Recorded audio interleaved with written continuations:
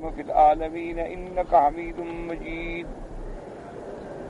قال الله تبارك وتعالى في كلامه المجيد: أعوذ بالله من الشيطان الرجيم. بسم الله الرحمن الرحيم.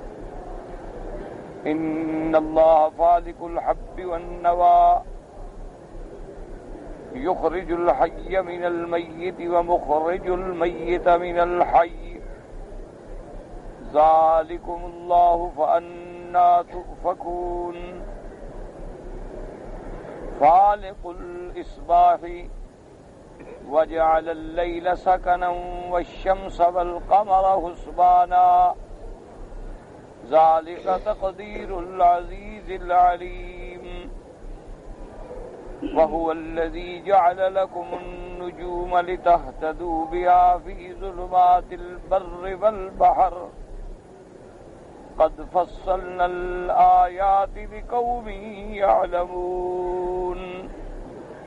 قال المؤلف والمفسر رحمه الله تعالى: أدام النفع بعلومه وعلومكم في الدارين آمين. إلى أن قال: يخبر تعالى أنه فالق الحب والنوى، أي يشقه في الثرى فتنبت منه الزروع على اختلاف أصنافها من الحبوب والثمار، على اختلاف ألوانها وأشكالها وطعومها من النوى.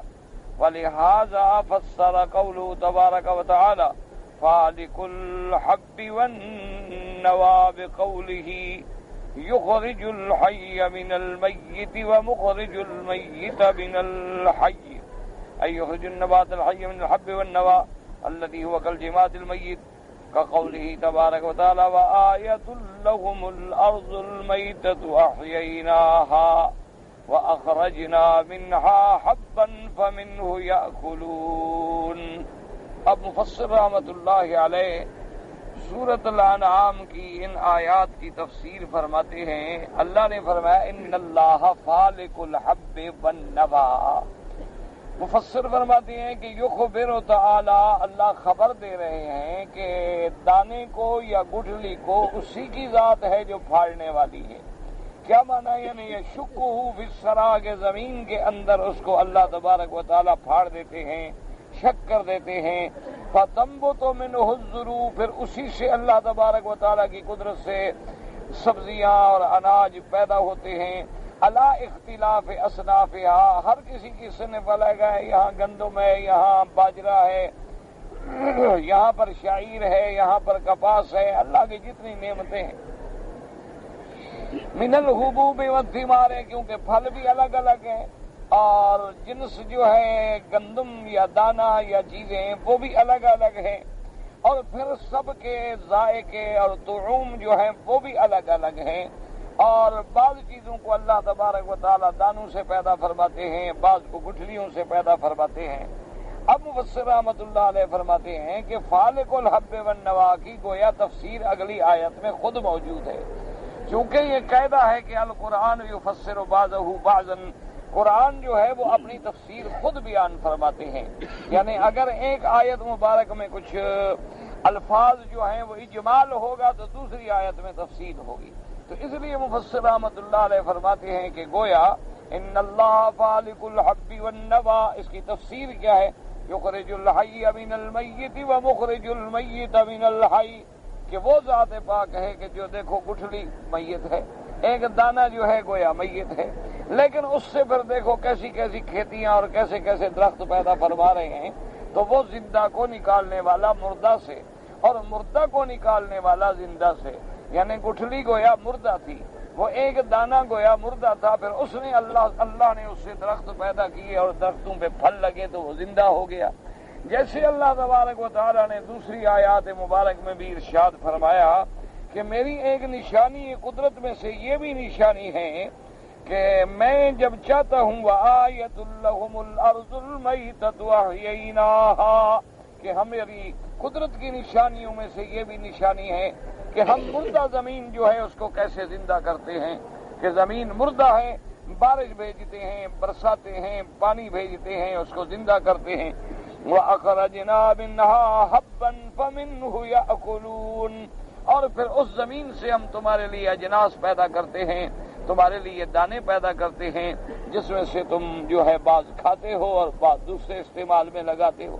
تو اس لیے بات مفسر رحمۃ اللہ علیہ فرماتے ہیں کہ یخرج الحی من المیت و مخرج المیت من الحی کا تعلق جو ہے پہلی آیت سے ہے، یعنی اللہ تبارک و تعالی ہیں دانے کو اور گٹھلی کو پھاڑنے والے، تو گویا وہ مردہ تھا، پھاڑ کے اللہ نے اس کو زندہ کر کے اس سے درختوں کو اگا دیا اور پیدا فرما دیا۔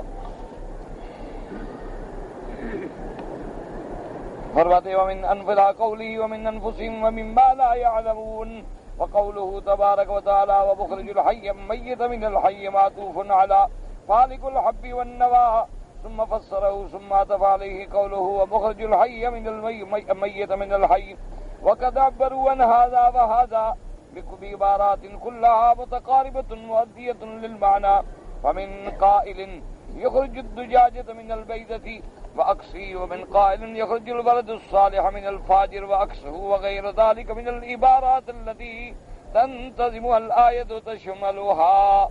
اب مفسر رحمۃ اللہ علیہ فرماتی ہیں مخرج الحی میت من الحی، اس کا عطف جو ہے فالق الحب والنوا، اور اس کے بعد اللہ تبارک و تعالی نے پھر اس کی تفسیر بیان فرمائی ومخرج المیت من الحی۔ اب مفسر فرماتے ہیں کہ بعض مفسرین نے یہ تعبیر بھی کی ہے کہ ایک گٹھلی مردہ ہے پھر اس سے اللہ درخت پیدا فرماتی ہیں، اور بعض نے یہ تعبیر بھی کی ہے کہ اللہ تبارک و تعالیٰ ایک انڈا ہے وہ مردہ ہے، اس سے زندہ مرغی کے بچے پیدا فرماتے ہیں، اور زندہ مرغی سے اللہ تبارک و تعالیٰ انڈا پیدا فرماتی ہیں۔ اور بعض علماء نے فرمایا کہ اللہ تبارک و تعالیٰ کسی فاسق فاجر کی اولاد میں صالح زاہد عابد پیدا فرما دیتی ہیں، اور کسی عابد زاہد عالم کی اولاد میں فاسق فاجر ظالم جاہل پیدا فرما دیتی ہیں۔ کافر کے گھر میں اللہ مومن پیدا فرما دیتی ہیں، اور مومن کے گھر میں اللہ کافر پیدا فرما دیتی ہیں، کیونکہ مومن کی مثال جو ہے وہ زندہ سے ہے اور کافر کی مثال جو ہے وہ مردہ سے ہے۔ تو یہ اللہ تبارک و تعالیٰ کی قدرت ہے اور اس کا نظام ہے کہ وہ چاہیں تو حضرت نوح علیہ السلام جو زمین میں سب سے پہلے رسول ہیں ان کی بیوی جو ہے وہ کافرہ ہو، یعنی اللہ کا سب سے پہلا پیغمبر سب سے پہلا رسول کون ہے؟ حضرت نوح علیہ السلام، لیکن ان کی بیوی بھی اسلام نہ لے آئی، ایمان نہ لے آئی۔ اسی طرح حضرت لوط علیہ السلام ان کی بیوی بھی کافرہ، اور اللہ تبارک و تعالیٰ کی شان دیکھیں کہ فرعون جیسا کافر اس کی بیوی جو ہے مومنہ، اور صرف مومنہ نہیں بلکہ شان والی عظمت والی عورت بی بی آسیہ، کہ جس کو اللہ نے اتنی بڑی عظمت بخشی ہے کہ اللہ تبارک و تعالی جنت میں اس کو زوجہ محمد الرسول اللہ صلی اللہ علیہ وعلا آلہ واصحابہ وسلم تسلیما کثیرا کثیرا، یعنی اللہ پاک اس کو کہاں فرعون اور کہاں محمد الرسول اللہ، یعنی وہ فرعون کی بیوی ہے لیکن بنے گی کس کی بیوی؟ محمد الرسول صلی اللہ علیہ وعلا آلہ واصحابہ وسلم تسلیما کثیرا کثیرا۔ اور اسی طرح کتنے لوگ ہیں کہ اب دیکھیں کہ ابراہیم خلیل اللہ ابو الانبیاء ہیں، لیکن باپ آزر ہے، کافر ہے، بتوں کا پجاری ہے، اور بت بنانے والا، بت بیچنے والا، بتوں کو پوجنے والا۔ اللہ کی شان ہے یہ، اللہ کے معاملات، یعنی سب سے پہلا رسول ہے، نہ بیوی مسلمان ہوئی نہ بیٹا مسلمان ہوا۔ حضرت نوح علیہ السلام کا بیٹا بھی کفر پہ ہلاک ہو، باپ پکار رہا ہے، باپ دعوت دے رہا ہے، لیکن بیٹا سامنے کھڑے ہو کے انکار کر رہا ہے۔ تو یہ سارا معاملہ جو ہے اللہ کے ہاتھ میں ہے۔ یخرج الحی من المیت ومخرج المیت من الحی، وہ چاہے تو زندہ سے مردوں کو پیدا کر دے اور چاہے تو مردوں سے زندہ کو پیدا کر دے۔ وہ چاہے تو بڑے بڑے علماء آپ نے دیکھے ہیں ماشاءاللہ کہ جن کے علم جو ہیں ایسے دیکھنے میں بھی آدمی کی ٹوپیاں گر جائیں لیکن اولادیں جاہل ہو گئیں، اور بعض بڑے بڑے جاہل بندے ہیں اور اولادیں عالم پیدا ہو گئی۔ یہ سب اللہ کا نظام ہے، اور اسی کو سمجھنے کے بعد آدمی کو قائل ہونا چاہیے کہ بھائی تقدیر اور بنانے بگاڑنے والا کوئی اور ہے، وہ اور ذات ہے کہ اگر ہر بندے کے ہاتھ میں ہو، کوئی چاہتا ہے کہ میری اولاد بری ہو؟ یعنی دنیا میں آپ نے کوئی ایسا آدمی دیکھا کہ یہ چاہتا ہو کہ میری اولاد بری؟ یعنی بندہ خود برا ہو، بندہ خود چور ہے، شرابی ہے، جاہل ہے، ڈاکو ہے، ظالم ہے، کہتے اللہ کرے میری اولاد اچھی بنے۔ لیکن اللہ کے ہاتھ میں، وہ چاہے تو اچھا بنا دیں اور چاہے تو اچھا نہ بنائیں. تربیت کرنا اسباب ہیں، ورنہ لاکھ تربیت کرو. جیسے کہ بزرگوں نے، علماء نے ایک عجیب مثال دی ہے. انہوں نے فرمایا کہ دیکھو 2 بچے پیدا ہوتے ہیں اور دونوں رضیع ہیں، دودھ پینے کی عمر ہے، اور ایک بچے کی تربیت جو ہے وہ ہوتی ہے فرعون کے گھر میں، اور ایک بچے کی تربیت جو ہے سامری کی وہ حضرت جبریل کے ذمہ ہے. اللہ نے حضرت جبریل کو حکم دیا کہ اس کی حفاظت کرو. تو جس کو حضرت جبریل علیہ السلام جیسے معصوم نوری فرشتے نے پالا، پوسا، حفاظت کی، وہ تو بنا سامری، اور جس نے فرعون کے گھر میں تربیت لی وہ بنے کلیم اللہ حضرت موسیٰ علیہ السلام. تو یہ اللہ کے معاملات ہیں. اس لیے ہمیشہ بس دعا کیا کریں کہ اللہ تبارک و تعالی ہمارے حالات پہ رحم فرما دے. اور اسی لیے میں بار بار آپ حضرات کو زور دیتا ہوں کہ اب دعا کے سوا کوئی راستہ باقی نہیں رہا، کوئی حل نہیں ہے. بس جب ہو سکے 2 رکعت پڑھ لو، اللہ کے آگے رو پڑھو، اور جو فریاد کرنی ہے اپنے خدا کے آگے کہہ دو. بس جب رات کی آخری گھڑی آ جائے نا جی، آخری حصہ رات کا آ جائے، بس علیحدگی میں بالکل جہاں کوئی دیکھنے والا نہ ہو، وضو کر کے خوشبو لگا کے تیار ہو کے اللہ کے دروازے پہ کھڑے ہو جاؤ، اور جو فریاد کرنی ہے اپنے رب سے کرو. اور اس یقین کے ساتھ کرو کہ اور دروازہ کوئی نہیں ہے، اور اگر میرا مالک تو رحم نہ کرے تو پھر ہم کہاں جائیں. اسی لیے دعا ہے کہ اللہم کن بنا رؤوفا رحیما، کہ یا اللہ ہم پر رحمت فرمانے والی ذات بن، ولا تجعلنا شقیا ولا محروما. اللہ ہمیں بدبخت اور اپنی نعمتوں سے، اپنی رحمتوں سے محروم نہ بنا.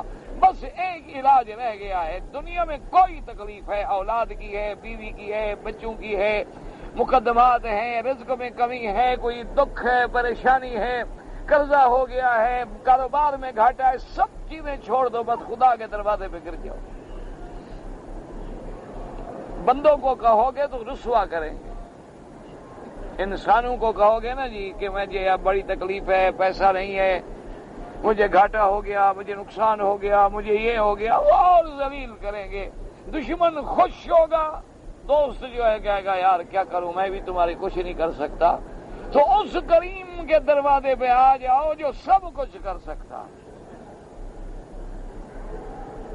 جو ہر چیز کرنے پہ قادر ہے. اللہ خالق کل شیء وہو علی کل شیء وکیل. اسی لیے میرے رب نے میرے مدنی پاک سے زیادہ شخصیت عظمت کس کی ہے؟ یعنی ساری کائنات میں محمد الرسول اللہ صلی اللہ علیہ وسلم اللہ کی مخلوق میں سب سے افضل، سب سے اجمل، سب سے اکمل ذات ہے تو محمد الرسول اللہ. لیکن اللہ نے اپنے نبی کو بھی کیا سبق دیا؟ فرمایا رب المشرق والمغرب لا الہ الا ہوا فاتخذہ وکیلا. میرا مدنی مشرق میں بھی میری ربوبیت ہے، مغرب میں بھی میری ربوبیت ہے، ساری کائنات کا میں رب ہوں. اور جب یہ بات ہے تو کوئی معبود بھی میرے سوا نہیں ہے. اب جب یہ بات ثابت ہو گئی، آپ ہر کام جو ہے اللہ کو چھوڑ دیں، تمہارے سارے کام بنانے والا میں ہوں. اسی لیے قرآن کہتے وَأُفَوِّضُ أَمْرِي إِلَى اللَّهِ إِنَّ اللَّهَ بَصِيرٌ بِالْعِبَادِ، کہ ہم سب کچھ اپنا اللہ کو سونپتے ہیں. اور اسی لیے میرے محبوب سرکار دو جہاں صلی اللہ علیہ وسلم نے فرمایا تھا کہ میرا اللہ ان صلاتی و نسکی و محیای و مماتی للہ رب العالمین لا شریک لہ وبذالک امرت وَأَنَا أَوَّلُ الْمُسْلِمِينَ۔ عرض کیا مولا میری عبادات، میری قربانیاں، میری زندگی، میری موت سب تیرے لیے، سب اللہ کے سپرد کر دو۔ جب بھی کوئی پریشانی آئے، جب بھی کوئی تکلیف آئے، ایک ہی علاج رہ گیا ہے، جیسے کہ حدیث مبارک میں اذا حزبہ امر بادر الی الصلاۃ، جب کوئی پریشانی آتی تو حضور فوراً نماز کی طرف تشریف لے جاتے۔ اگر چاند پکڑا گیا تو نماز، سورج پکڑا گیا تو نماز، پریشانی آ گئی تو نماز، کیونکہ اللہ کا حکم ہے وَاسْتَعِینُوا بِالصَّبْرِ وَالصَّلَاةِ۔ بارش نہیں ہوتی تو نماز، قحط پڑ گئی تو نماز، کیونکہ سب سے بڑی چیز یہ ہے کہ جب دکھ آئے اسی کی طرف رجوع کر لو۔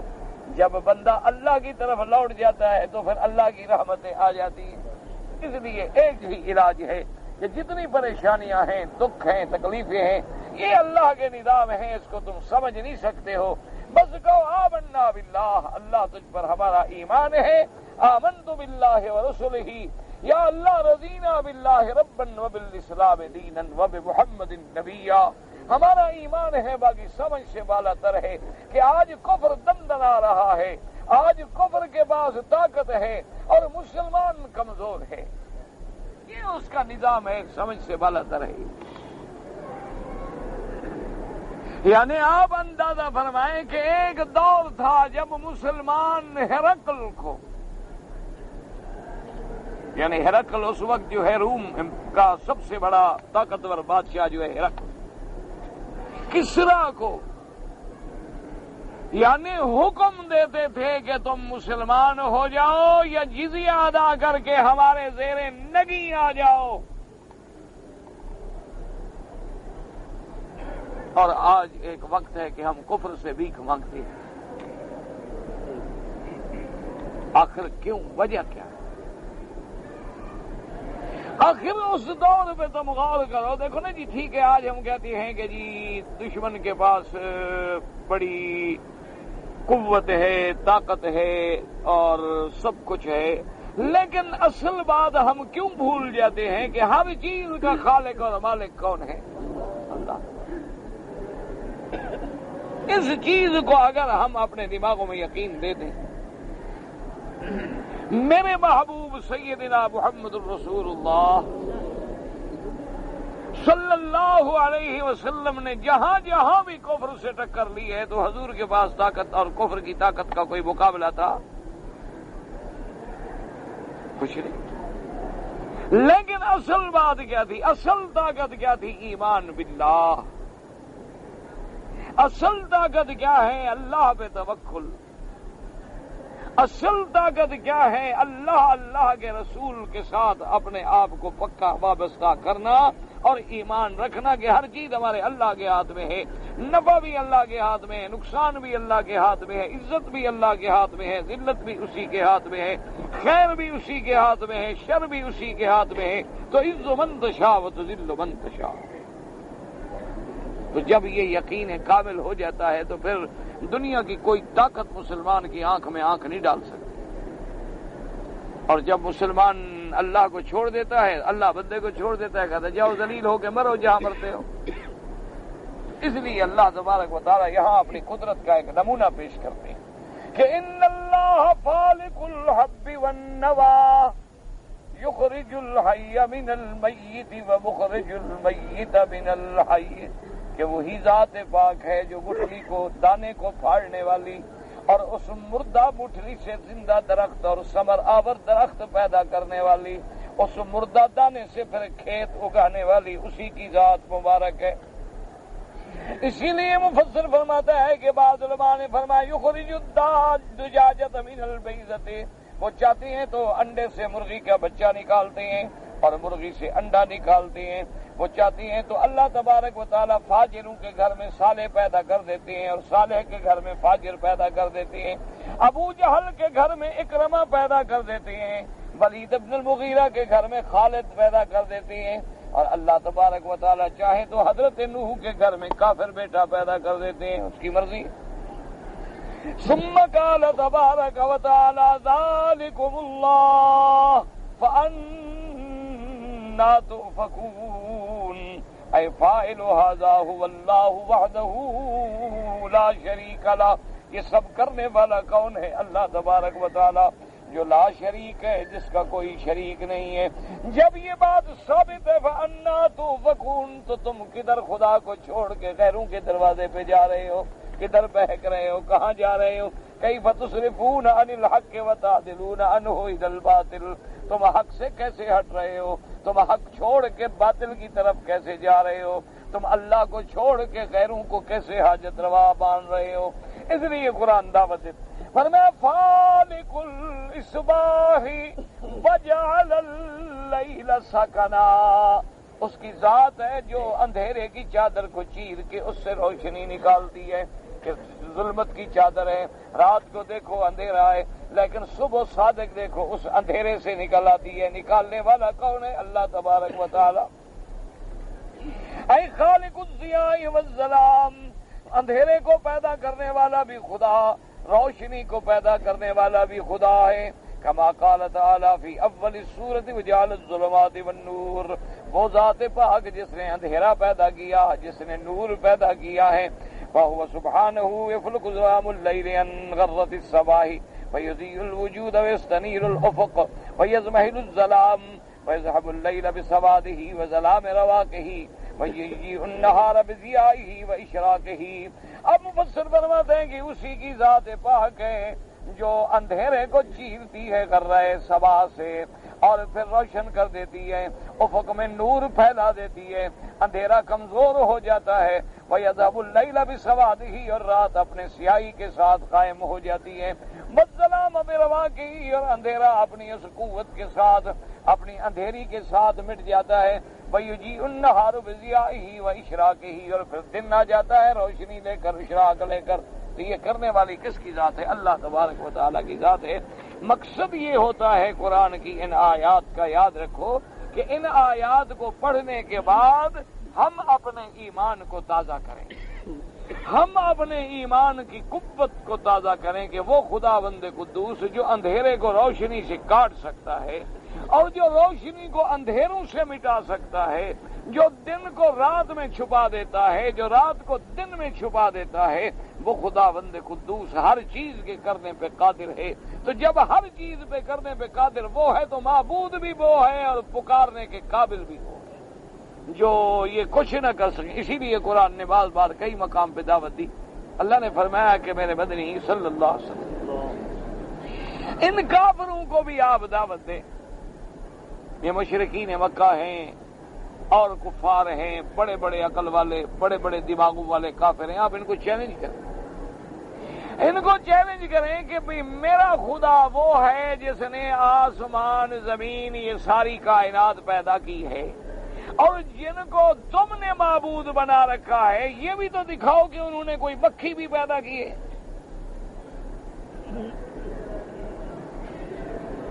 آخر جن کو تم عبادت کرتے ہو، جن کے آگے سجدے کرتے ہو، جن کے آگے تم منتیں مانتے ہو، جن کے آگے تم نظر نیاز چڑھاتے ہو، جن کے جا کر تم طواف کرتے ہو، جہاں ہاتھ باندھ کے تم فریادیں کرتے ہو، اپنی مشکلات پیش کرتے ہو، یہ تو بتاؤ کہ انہوں نے ساری کائنات میں، ساری زندگی میں کبھی ایک مکھی بھی اپنے ہاتھ سے بنائی ہے؟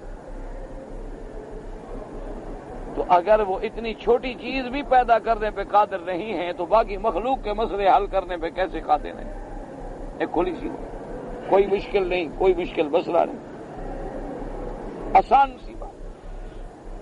اسی لیے خداوند قدوس بار بار دعوت دیتے کہ انتم تخلقونہ ام نحن الخالقون.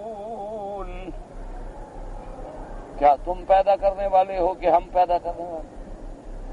تم جو دانے گندم کے ڈال رہے ہو یہ تم ان کو اگانے والے ہو کہ ہم اگانے والے ہیں؟ یہ بادلوں سے جو پانی برس رہا ہے تم برسانے والے ہو کہ ہم برسانے والے ہیں؟ یہ گٹھلیوں سے درخت جو نکل رہے ہیں ان کو تم اگانے والے ہو کہ ہم اگانے والے ہیں؟ یہ جو پانی تم پی رہے ہو اس پانی کے پیدا کرنے والے ہم ہیں کہ تم ہو؟ لیکن پھر بھی اگر توحید کا مسئلہ سمجھ نہ آئے تو پھر ہماری بدقسمتی، پھر معلوم یہ ہوتا ہے کہ اللہ نے مہریں لگا دی. دیکھو دنیا میں انسان ہے، دنیا میں بڑے سے بڑے اللہ کے اولیاء گزرے، اللہ کے بندے گزرے، زاہد عابد صالح گزرے، ایمان سے کہیں کھانے میں پانی میں محتاج ہیں کہ نہیں؟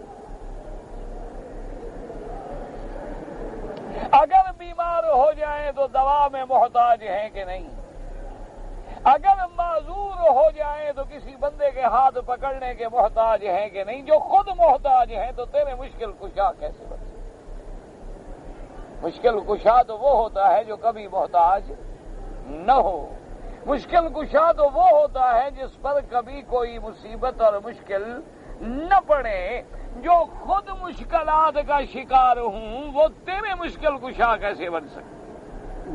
ٹھنڈے دل سے سوچ لیں، غور کر لیں۔ چلو دنیا میں آپ نے جو پہلے گزر گئے ہمارے بزرگ، اللہ ان کی قبروں پہ کروڑوں رحمتیں فرمائے، لیکن آج بھی تو دنیا میں علماء ہیں، پیر ہیں، مرشد ہیں، بزرگ ہیں، شیخ ہیں، بڑے بڑے اللہ والے ہیں۔ ایمان سے کہو مصلے اٹھانے کے بھی محتاج ہیں کہ کوئی شاگرد اٹھا کے مصلہ بچھا دے؟ بڑھاپا ہے تو بیچارے کھڑے نہیں ہو سکتے، لاٹھی کے بھی محتاج ہیں، بیت پکڑنے کے بھی محتاج ہیں، ویل چیئر پکڑنے کے بھی محتاج ہیں، اور ویل چیئر پہ بیٹھ جائیں تو دھکا دینے والے کے محتاج ہیں۔ وہ مرنے کے بعد کیسے مشکل کشا بن جاتے ہیں؟ آدمی کو سمجھنا چاہیے۔ یہ تو نہیں ہے نا کہ مسئلہ ہمیں سمجھ نہیں آتا، مسئلہ تو سمجھ آ سکتا ہے لیکن سمجھنے کی کوشش بھی تو کریں۔ ہاں ایک یہ ہے کہ آپ کسی ولی اللہ کے دربار میں حاضر ہوئے، وہ زندہ موجود ہیں، تو آپ ان سے کیا کہیں گے کہ جی ہمارے لیے دعا کریں کہ اللہ ہماری مشکل حل کرے۔ اور اگر وہ وفات پا گئے ہیں تو اب ان سے درخواست کرنا جو ہے وہ شرک ہے۔ اب ان کی مزار پہ جا کے تم ان کے لیے دعا کرو گے کہ یا اللہ یہ تیرا محبوب بندہ ہے، اس کے درجات بلند فرما دے، اس کی قبر کو نور سے بھر دے، اس کی قبر کو جنت کے باغوں میں سے باغ بنا دے، اس کے درجے اونچے کر دے۔ جب تم اس کے لیے دعا مانگتے ہو تو اللہ کی رحمت جوش میں آ جاتی ہے کہ اچھا یہ ایک آدمی میرے بندے کے لیے، میرے آدمی کی دعا مانگ رہا ہے تو اس پر میں رحمت کروں۔ یہ نہیں ہوتا کہ تم جا کر ان سے مانگو پھر شرک کیا ہے؟ اس سے بڑا شرک کیا ہے؟ جبریل سے مانگو تو شرک ہے، عیسیٰ علیہ السلام سے مانگو تو شرک ہے، موسیٰ علیہ السلام سے مانگو تو شرک ہے، اللہ کے نبی سے مانگو تو شرک ہے، غیر نبی سے مانگو تو شرک ہے۔ شرک تو نام اسی کا ہے کہ اللہ کے سوا کسی غیر سے مانگنا، اللہ کے سوا کسی غیر کو پکارنا، اللہ کے سوا کسی غیر کو نفع نقصان کا مالک سمجھنا۔ باقی یہ کہنا کہ جناب یہ ہماری سفارش کریں گے اور یہ ہماری بات جو ہے وہ آگے پہنچا دیں گے، تو سفارش تو وہاں ضرورت ہوتی ہے جہاں آگے بات سننے والا تمہاری بات نہ سنے۔ اللہ تو کہتا ہے مجھے پکارو، ادعونی استجب لکم، مجھے پکارو میں تمہاری پکار سنوں۔ وہ تو ہر رات آسمان دنیا میں تشریف لاتے ہیں عرش سے اور کہتے ہیں حل من سائل، ہے کوئی مانگنے والا، ہے کوئی فریاد کرنے والا۔ تو جب وہ خود پکار رہے ہیں تو سفارش کا کیا معنی؟ سفارش تو وہاں کرو نا جی، افسر سنتا نہیں اب سفارش ہے۔ لیکن جس نے کام کرنا ہے وہ خود پکار رہا ہو کہ آؤ مانگو، کیا مانگتے؟ اور فرمایا جو نہ مانگے میں ناراض ہو جاتا ہوں کہ میرا بندہ ہو کر میرے پاس نہیں آتا، اور کروڑوں گناہ لے کے آ گیا، دروازے پہ گر گیا، توبہ کر لی۔ اللہ فرماتا ہے ملائکہ گواہ ہو جاؤ کہ میرے بندے کو پتہ چل گیا ہے کہ میرا بھی کوئی رب ہے معاف کرنے والا، گواہ ہو جاؤ میں نے اسے سارے گناہ معاف کر دیے۔ پھر سفارش کا کیا معنی؟ سفارشی کا کیا معنی؟ وسیلے ڈھونڈنے کا کیا معنی؟ واسطے ڈھونڈنے کا کیا معنی؟ اور پھر مثالیں دینا کہ دیکھو جی دنیا کے بادشاہ کو بھی تو آپ بغیر وزیر مشیر کے نہیں مل سکتے، اللہ کو کیسے ملو گے؟ اللہ فرماتا ہے بدبخت پہلے تو مثال دینے میں کافر ہو گیا، میری تو ذات ہی بے مثل ہے، میری تو ذات لیس کمثلہ شیء، میری تو کوئی مثال ہے ہی نہیں۔ مجھ پر کیسے بادشاہوں کی مثال دے رہے ہو؟ اور پھر مخلوق کو قیاس کر رہے ہو خالق پر، مثال کیا دے رہے ہو؟ اس لیے اللہ تبارک و تعالی ہمیں جگاتے ہیں، کبھی آسمان پر توجہ دلاتے ہیں، کبھی زمین پر، کبھی گندم پر، کبھی دانے پر، کبھی فصل پر، زراعت پر، کبھی پانی پر، کہ ان سب چیزوں پہ غور کر کے اپنے مالک کو پہچانو۔ اس لیے فرماتے ہیں جیسے کہ اللہ پاک نے قرآن میں فرمایا یغشی اللیل النہار یطلبہ حثیثا، اللہ تبارک و تعالیٰ کبھی رات سے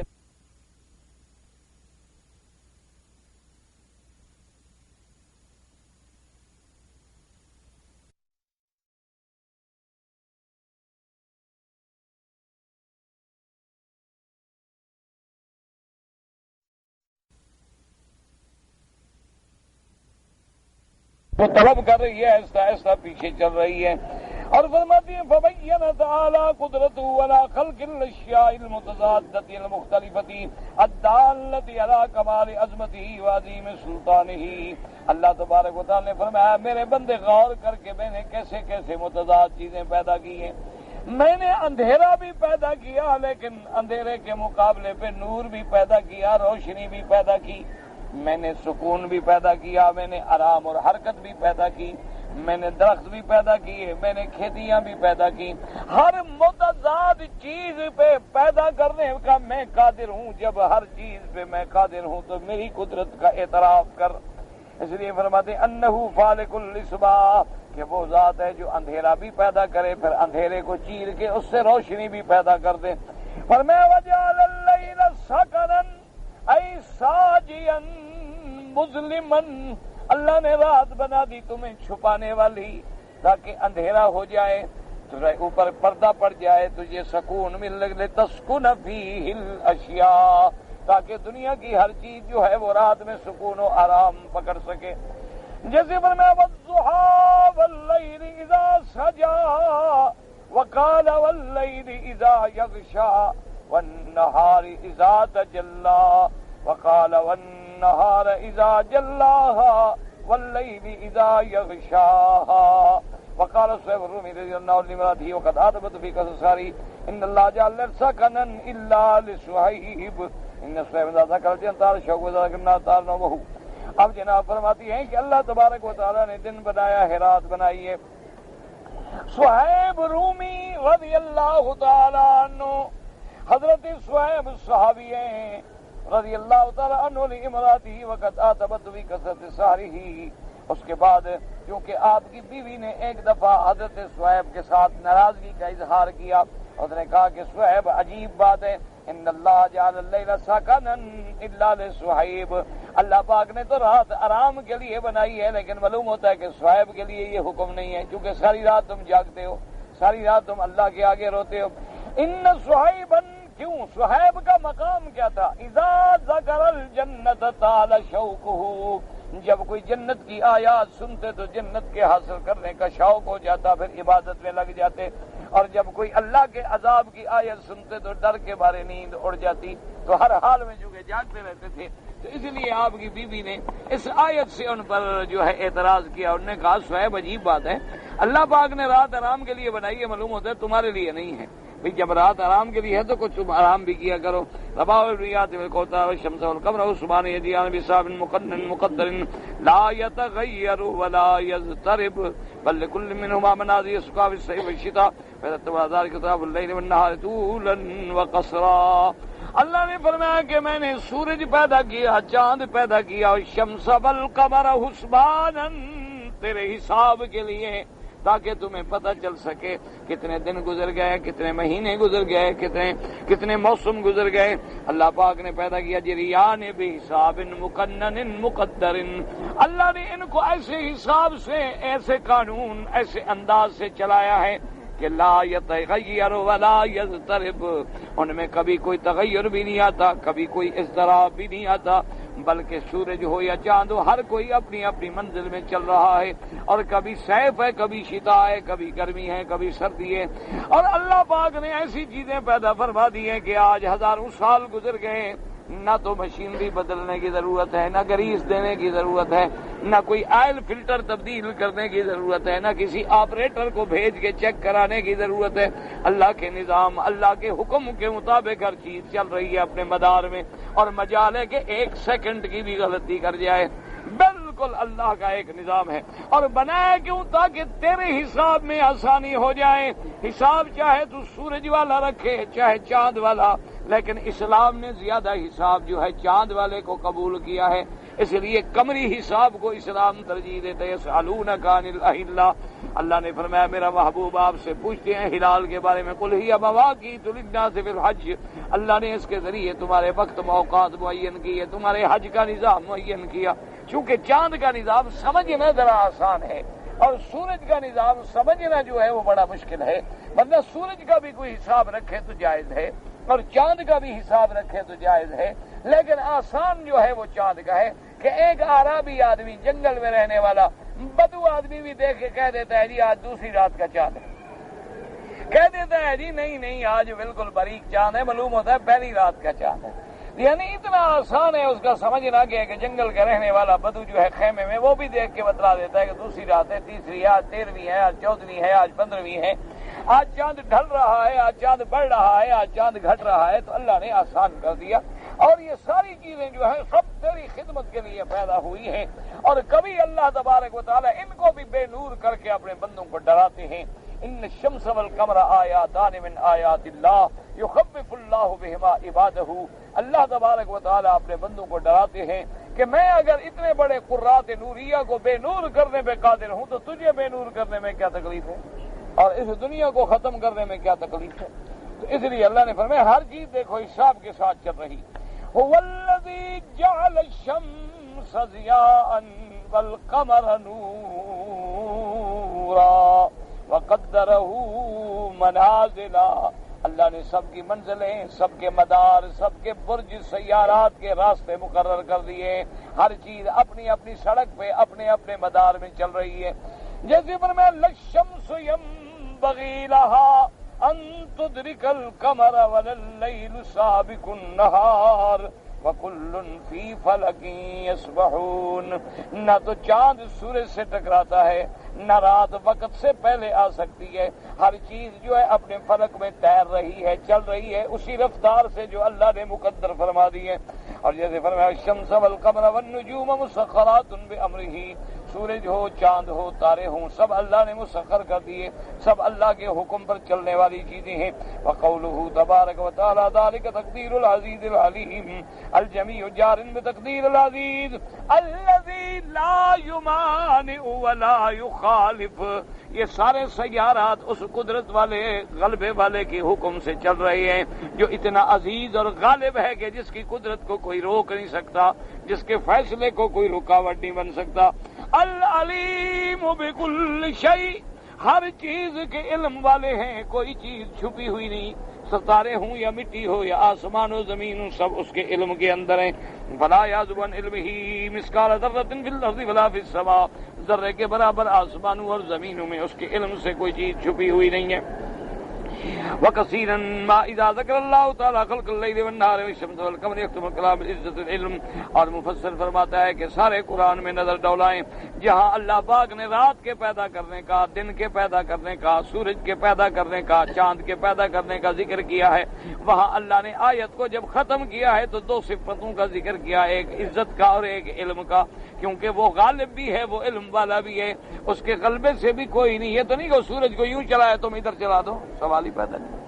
اسی لیے سیدنا ابراہیم الخلیل علیہ الصلوۃ والسلام نے جب نمرود کو چیلنج کیا تھا تو دلیل کیا دی تھی کہ ان اللہ یاتی بالشمس من المشرق فأت بها من المغرب فبہت الذی کفر، حضرت ابراہیم نے فرمایا تھا کہ اے نمرود، میرا خدا سورج کو مشرق سے لاتا ہے، اگر تمہارے اندر طاقت ہے تو آج سورج کو روک کے تم مغرب سے نکال کے دکھا دو۔ اب تو حیران ہو گیا، پریشان ہو گیا، کیا کر سکتا ہے سورج کو؟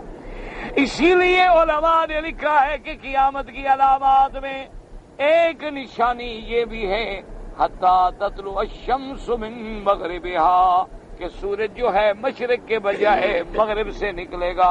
اور میرے آقا کا فرمان ہے کہ جس دن سورج مغرب سے نکلے اس دن توبہ کے دروازے بند ہو جائیں گے، پھر توبہ قبول نہیں ہوگی۔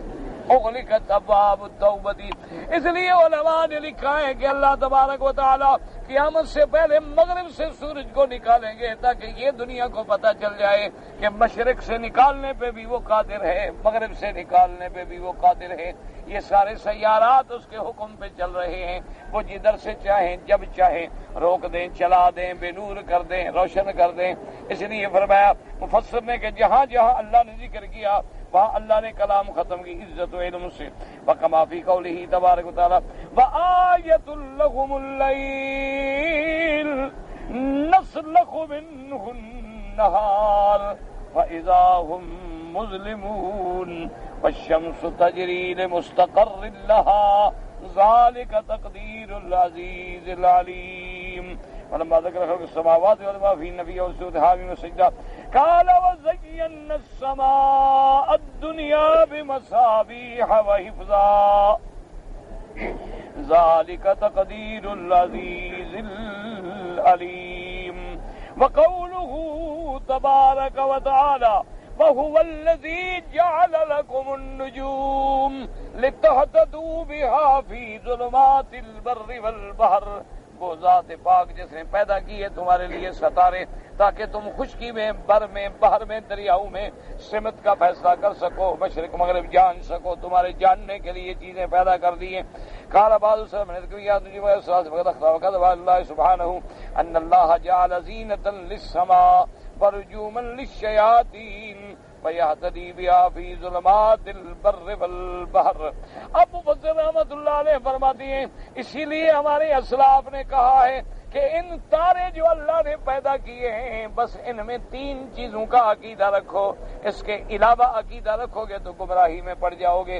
یہ اللہ نے کیوں پیدا کیے ہیں؟ جعلها زینۃ للسماء، اللہ نے آسمان کا دنیا کو زینت بخشی ہے تاروں سے، اور دوسرا پیدا کیا ہے ورجوما للشیاطین، اور جب شیطان اللہ کے فرشتوں کی کلام سننے کے لیے اوپر جاتے ہیں تو ان کو شہاب ثاقب بن کے مارا جاتا ہے۔ وَيَهْتَدِي بِهَا فِي ظُلُمَاتِ الْبَرِّ وَالْبَحْرِ، اور ظلمات بر اور بحر میں تمہاری ہدایت کا ذریعہ بنتے ہیں۔ ان کے علاوہ ان کو نعوذ باللہ نفع نقصان کا مالک سمجھنا، یا ان کو مدبر فی الامور ماننا، یا یہ سمجھنا کہ میرا ستارہ فلاں ہے، برج فلاں ہے، یہ ناس ہے، یہ سعد ہے، یہ عقیدے رکھنے جو ہیں اسلام کے خلاف ہیں۔ اسی لیے میرے مدنی پاک صلی اللہ علیہ وسلم کا فرمان ہے، حضور نے فرمایا من اتی عرافا او کاہنا فقد کفر بما انزل علی محمد صلی اللہ علیہ وسلم او کما قال۔ حضور نے فرمایا کوئی کاہن کے پاس جائے، کوئی عراف نجومی کے پاس جائے اور ان کی باتوں پہ یقین کرے تو گویا اس نے اللہ کے قرآن کا انکار کر دیا ہے، کیونکہ علم غیب جاننا جو ہے صرف اللہ تبارک و تعالیٰ کی صفت ہے اور کسی کو غیب کا پتہ نہیں ہے۔ وقوله تبارک و تعالی وقد فصلنا آیات قد بیناها ووضحناها لقوم یعلمون یعقلون یعرفون الحق ویجتنبون الباطل۔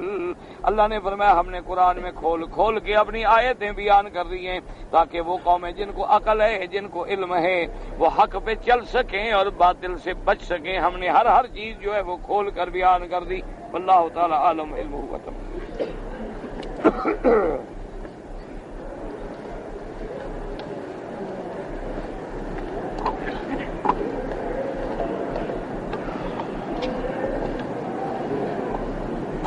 میرے والد جو ہے کہتا ہے عمرے کے لیے پاکستان سے آئے، لیکن انہوں نے جدے آ کر بھی نہیں بلکہ جدے سے مکے آتے ہوئے راستے میں احرام باندھا تو ان کو دم پڑ گئی۔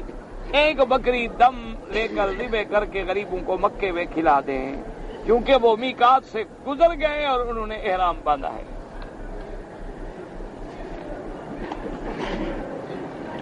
مسجد الحرام ہو یا مسجد النبی صلی اللہ علیہ وسلم، نمازی کے آگے کبھی نہیں گزرنا چاہیے۔ حضور پاک نے منع فرمایا، آپ نے فرمایا کہ اگر لوگوں کو پتا ہوتا کہ اس میں کتنا بڑا گناہ ہے تو 40 سال کھڑا رہتا لیکن نمازی کے آگے نہ گزرتا۔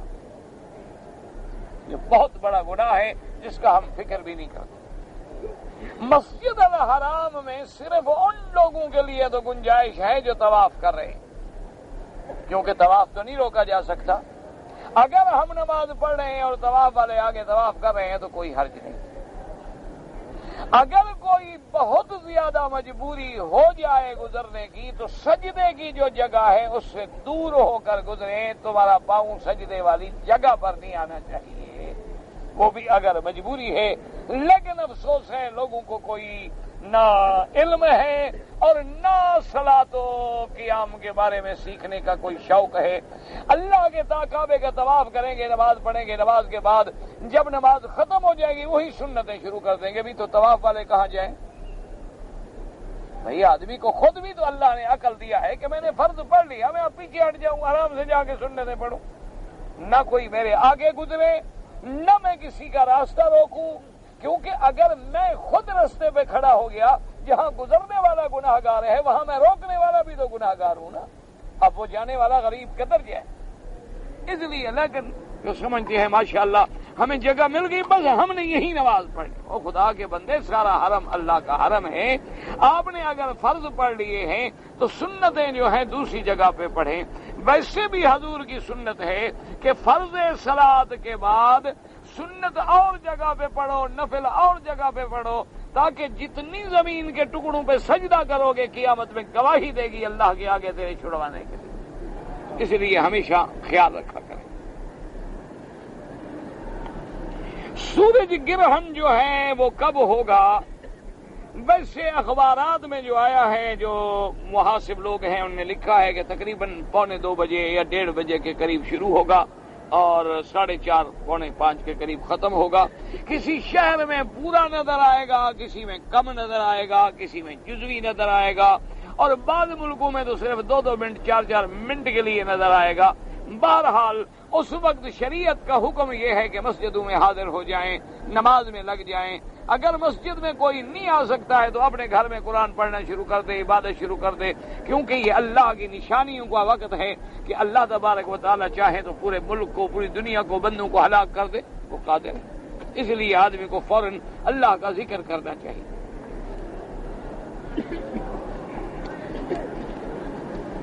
جس گھر میں میت ہو اس گھر میں 3 دن تک کے لیے کھانا پکانا حرام ہے، یہ تو کوئی مسئلہ نہیں کہ حرام ہے۔ اگر وہ ایسے لوگ ہوں کہ ہمسائے ان کو روٹی نہ دیں تو ایک میت مر گئی وہ باقی بھوک سے مر جائیں، یہ کون سا مسئلہ ہے بھائی؟ شریعت کا مسئلہ یہ ہے کہ مرنے کے بعد 3 دن تک آدمی کو ان کی تعزیت کرنی چاہیے، اور جو جیران ہیں، ہمسائے ہیں، ان کا فرض ہے کہ اپنے گھروں سے کھانا پکا کے ان کو بھیج دیں، تاکہ وہ مصیبت میں ہیں بیچارے تو کچھ ان کو آرام مل سکے اور اپنا اس ایک غم ہلکا ہو جائے ذرا ایک دوسرے کی اعانت کے ساتھ۔ ورنہ یہ نہیں اگر کسی کے گھر میں کوئی پکا کے نہ بھیجے، بیچارے پکائیں گے کھائیں گے کہاں جائیں گے، کوئی منع نہیں۔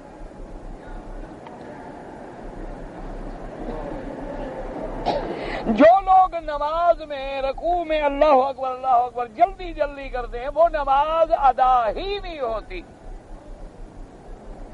حضور کے سامنے ایک صحابی نے جلدی جلدی نماز پڑھی اور حضور کی خدمت میں جب آیا، آپ نے فرمایا ارجع فصلی فإنک لم تصلی، دوبارہ نماز پڑھو تمہاری نماز نہیں ہوئی۔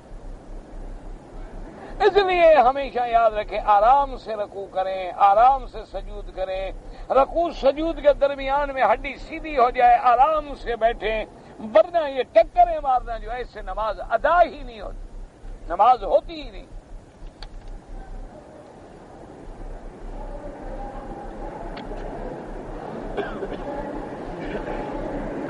اگر ایک عورت کا خون جو ہے 3 دن کے بعد بند ہو گیا، کون سا خون؟ حیض کا، نفاس کا؟ اگر تو حیض ہے تو ہر عورت کی حیض کی عادت جو ہے مختلف ہوتی ہے، بعض عورتوں کی 3 دن، بعض کی 5 دن، بعض کی 7 دن، بعض کی 8 دن بھی ہوتی ہے۔ تو جب اس کی عادت مکمل ہو جائے، تسلی ہو جائے، خون بند ہو گیا تو پاک ہو۔ ایک ہے کہ بچہ پیدا ہونے کے بعد اگر عورت کے ہاں بچہ پیدا ہوا ہے اور اس کی بلیڈنگ جو ہے وہ 24 گھنٹے میں بھی بند ہو جائے، عورت پاک ہو گئی، اب غسل بھی کر سکتی ہے، نماز بھی پڑھ سکتی ہے۔ ایک دن کے بعد، 2 دن کے بعد، 3 دن کے بعد، ہاں اگر خون بند نہ ہو تو 40 دن انتظار کریں گے، 40 دن کے بعد جا کے پاک ہوگی۔ اگر خون بند ہو جائے تو پھر 40 دن کی کوئی انتظار نہیں ہوتی۔ یہ لوگوں نے ایک جاہلانہ مسئلہ بنا رکھا ہے، 40 دن گزریں گے تو عورت جی 40ویں کے بعد نہائے گی، 40ویں کے بعد نہائے گی، کیونکہ انہوں نے مردوں کا بھی 40واں بنایا ہوا ہے، زندہ کا بھی 40واں بنایا ہوا ہے، ماشاءاللہ۔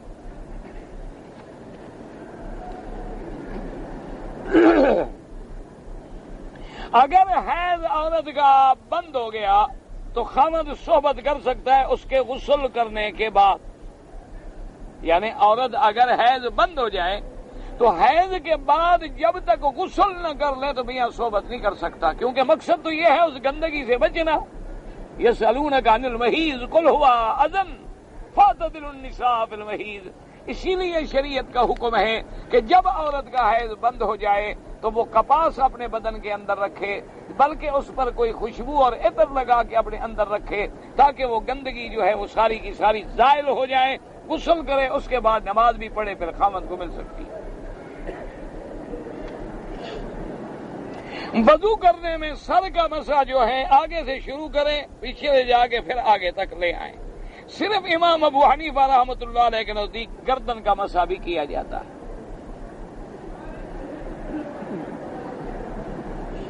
میرے والد اور چچا فوت ہو گئے، اللہ ہر فوت ہونے والے مسلمان کی قبر پہ کروڑوں رحمتیں فرمائیں اور سب کی قبروں کو باغ جنت بنائیں، اور اللہ تبارک و تعالی جو زندہ ہے ہم سب کی ہدایت اور رحمت کا فیصلہ فرمائیں۔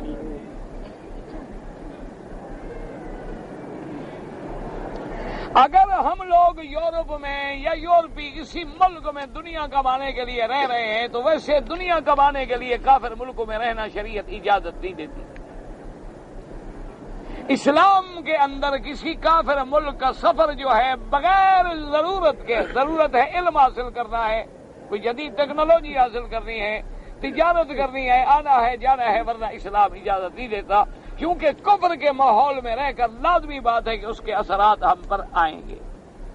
لیکن اب اگر آپ لوگ وہاں سیٹ ہو گئے ہیں، مجبور ہو گئے ہیں، رہتے ہیں، تو پھر آپ اپنے دین کا کام کریں۔ اگر آپ 24 گھنٹے دنیا کو دیتے ہیں تو 24 گھنٹے میں 1 گھنٹہ کم از کم دین کو بھی دیں۔ وہاں مسجدیں بنائیں، مدرسے بنائیں، جو مسجدیں مدرسے ہیں ان کو آباد کریں، اپنے بچوں کو دین کی طرف راغب کریں، دین کی دعوت دیں، تبلیغ کریں، گھر گھر جاویں، دین پہنچائیں، تاکہ تمہارا دیار کفر میں رہنے کا کوئی قیامت میں جواب تو بن جائے۔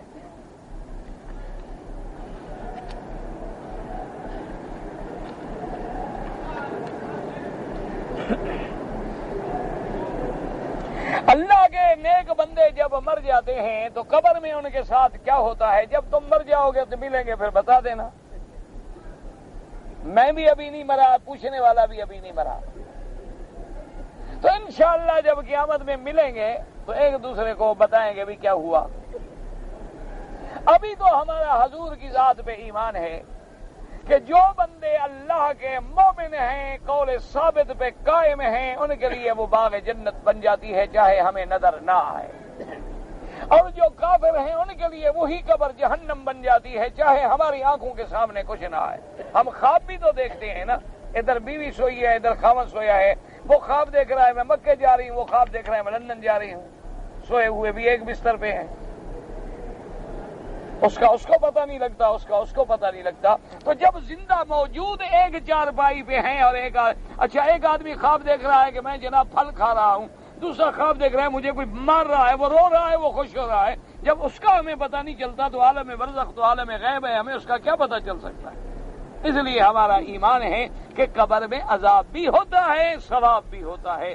دعا کرو کہ اللہ ہمیں عذاب سے بچائے اور اللہ تبارک و تعالی ہماری قبروں کو باغ جنت بنائے۔ اچھا وہ کیسے بنتی ہیں، کیا ہوتا ہے؟ وہ عالم ہی الگ ہے جو عالم ہم نے دیکھا ہی نہیں، تو جس عالم کو ہم نے دیکھا نہیں اس کے بارے میں ہم بتا کیا سکتے ہیں؟ سورج گرہن جو ہوگا خطرہ ہے، خطرہ تو یہی ہے نا کہ اللہ کے غضب کی علامت ہے، اس لیے تو حکم ہے نا کہ قرآن پڑھو، نماز پڑھو، اللہ سے معافی مانگو۔ باقی کیا خطرہ ہے یہ تو لوگ کہتے ہیں دیکھو گے اندھے ہو جاؤ گے، اللہ عالم، یہ ڈاکٹر جانے وہ جانے جن کو ان چیزوں کا تجربہ ہے، ہمیں تو پتہ ہے نہیں۔ یہ معلومات تو ان کو اب نکلے ہیں، سورج گرہن تو پہلے بھی ہوتے رہے، اس زمانے میں تو ہمیں کوئی اندھا نہیں ملا جس نے کہا کہ میں سورج دیکھ کے اندھا ہو گیا، اب ہو جاتے ہوں گے نا، اس لیے بہرحال تم احتیاط کرنا۔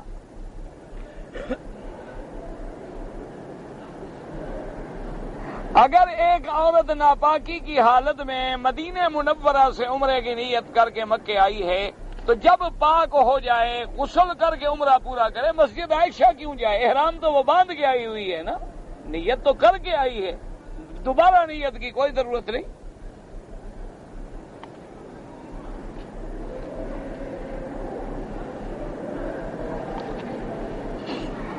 یہ سب کو سورج گرہن کی لگی ہوئی ہے، بس آپ نماز پڑھیے گا اور کچھ نہیں۔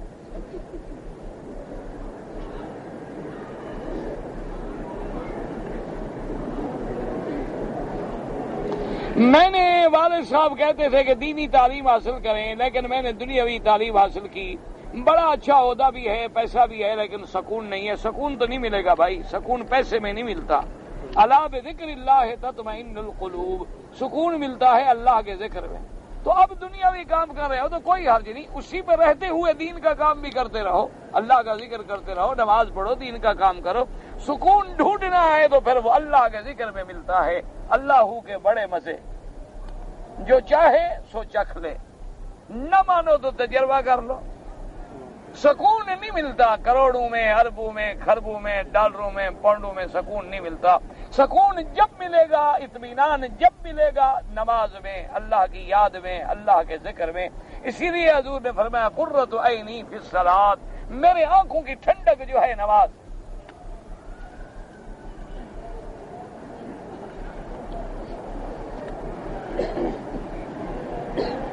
اگر ہم نے پہلا عمرہ کر لیا ہے، دوبارہ عمرہ کرنا ہو تو لازم میقات پہ جانا ہوگا۔ مکے پہ رہتے ہو تو مسجد عائشہ جانا ہوگا، یا جب مدینہ منورہ جائیں تو پھر مدینہ منورہ سے احرام باندھ کے آئیں۔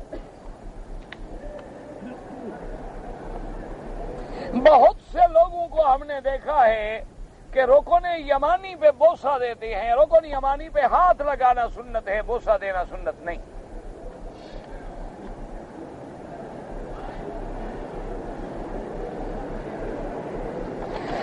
حجر اسود پہ جب ہم جاتے ہیں تو بعض لوگ اسی طرح چلتے ہوئے کھڑے ہو کے بسم اللہ اللہ اکبر یوں کہہ کے چلے جاتے ہیں، اور بعض لوگ اپنا رخ جو ہے باقاعدہ حجر اسود کی جانب پھیر کے اللہ اکبر کہتے ہیں۔ دونوں ٹھیک ہیں، کوئی غلط نہیں۔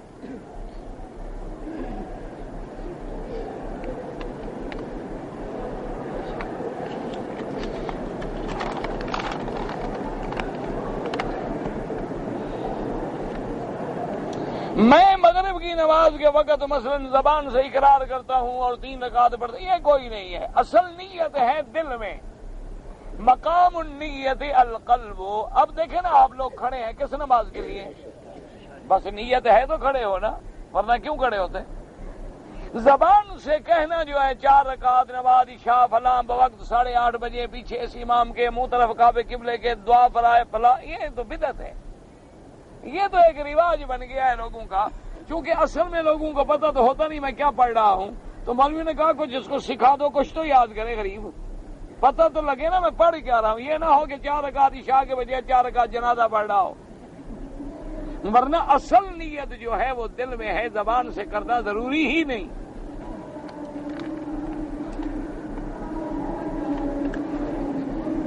جو ہے جان بوجھ کر آمدن کپڑا ہو بھی پھر بھی ننگے سر نماز پڑھتے ہیں، بھائی ان کو کوئی مسئلہ ملا ہوگا، کوئی حدیث مبارک ملی ہوگی۔ ہمیں تو آج تک حدیث نہیں ملی کہ حضور پاک نے نماز کے وقت اپنا کپڑا اتار دیا ہو۔ ہاں ایک مسئلہ یہ ہے کہ ایک بندے کے پاس کپڑا نہیں ہے، وہ پڑھ لے، کوئی مشکل نہیں۔ حتیٰ کہ ٹوپی تو ٹوپی ہے، اگر تمہارے گلے میں قمیض بھی نہ ہو تو نماز جائز ہے، صرف چادر باندھ کر بھی نماز پڑھ سکتے ہو۔ لیکن ایک یہ ہے کہ سب کچھ موجود ہے اور پھر پھینک دو، ایسی حدیث ہماری نظروں میں نہیں گزری۔ اللہ کا قرآن میں بھی حکم ہے خذوا زینتکم عند کل مسجد، جب نماز کے لیے آؤ تو پوری تیاری کے ساتھ آؤ، کہ تم بندے کو ملنے کے لیے جاتے ہو تو تیار ہوتے ہو، اور خدا کی دربار میں آتے ہوئے تیار نہ ہونا۔ بہرحال ان لوگوں نے کوئی مسئلہ سمجھا ہوگا، کیونکہ آج کل ہر آدمی خود سمجھتا ہے اور خود عمل کرتا ہے۔ ہمیں تو بہرحال ملی نہیں کوئی حدیث مبارک. ہم نے تو یہی دیکھا کہ میرے مدنی پاک نے ہمیشہ پگڑی بھی باندھی ہے، ٹوپی مبارک بھی باندھی، ٹوپی مبارک کے اوپر پگڑی مبارک بھی باندھی ہے. ایک ہے کسی چیز کا نہ ہونا، کپڑا نہیں تھا بھول گیا، ٹوپی یا ٹوپی یا ٹوپی یا ٹوپی یا ٹوپی یا ٹوپی یا ٹوپی یا ٹوپی یا ٹوپی یا ٹوپی یا ٹوپی یا ٹوپی یا ٹوپی